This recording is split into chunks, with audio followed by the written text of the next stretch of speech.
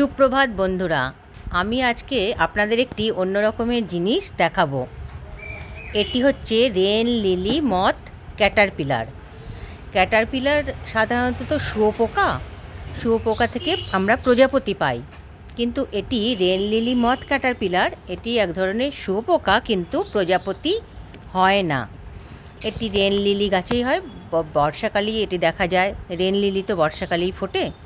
এই দেখুন কতগুলো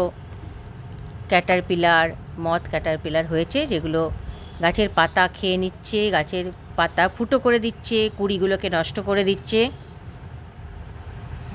যদিও ওগুলি ওদেরই খাদ্য, তবুও আমাদের গাছ আমরা ফুলের জন্য, সৌন্দর্যের জন্য রাখি, তাই এদেরকে একটু সরিয়ে দিতেই হয় আমাদের।